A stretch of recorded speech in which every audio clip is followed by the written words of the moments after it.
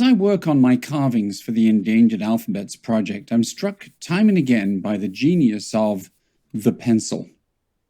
The pencil is so low-tech it seems virtually sub-tech, a kindergarten tool. And it also has a quality we don't expect in a technology. Unlike the printing press, it doesn't create a solid, complete, finished product. Something in pencil strikes us as only a partway step towards something more polished, more important, more complete. A sketch rather than a piece of writing. And yet, lack of finality is the genius of the pencil. In tracing an erasable line, it traces the borderline between right and wrong, between success and failure, redefining and co-opting both as it goes. And in doing so, it embodies and supports the hypothetical or provisional nature of thought itself. I'll explain what I mean. Here, I'm working on the word Bamum for a carving that may one day even end up in the hands of the king of Bamum himself. I've been sent the text in a font, but a font doesn't look as though it's been written. It looks as though it has been designed and printed. And I want my carvings to look written. I want the texts to look alive, used, expressive. If possible, I want them to look beautiful. And what that turns out to mean is that they need to look as though they were written with love and care by a person, that they are an extension as well as an expression of the human hand and the human mind. And this is where the pencil comes in. The pencil is so important to the Endangered Alphabets project that right over there, I have a drawer full of them, and full of erasers actually.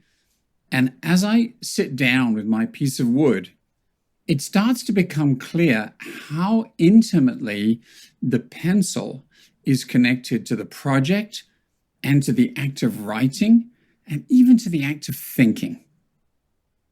I sketch in the letters very roughly just to get a sense of balance and spacing, of relative dimensions, and also of the way in which the shape of the letter corresponds to the natural curving motion of the wrist.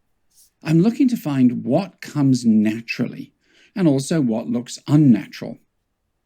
The pencil is perfect as a tool for someone like me making art out of writing, because it insists on the involvement of the human body in the production, literally the shaping of writing. But it's also the perfect tool for the involvement of the human mind in the act of writing. A sketched line is a series of ideas.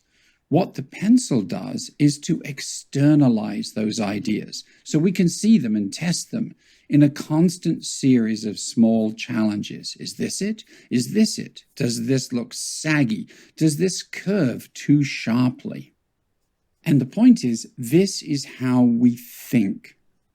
We like to think of thinking as a single leap of genius, but it's actually very much like sketching. Trial and error at neuron speed. One of the interesting qualities of a new idea is we have no idea what it is until it occurs to us. Once it appears, we are faced by the fascination and the novelty of its sudden appearance, and in being faced by it, we instinctively test it, something we couldn't have done a millisecond before, and then we revise it or see which other ideas it implies or leads to. And in this zigzag fashion, cumulative creation takes place, each step being inconceivable without the one before. In 1799, Edmund Fry wrote, "The art of drawing into vision or of exhibiting the conceptions of the mind by legible characters may justly be deemed the noblest and most beneficial invention of which human ingenuity can boast." It's an incredible insight that the genius of writing is that it allows not only others to see what we think, but it allows us, the writers, to see what we think. And the pencil does this at every step along the way. We see it, we see what we think about it, we try again. Our fingers and hands and wrist and arms acting as an extension of our whole body, our whole mind, moving like thought itself.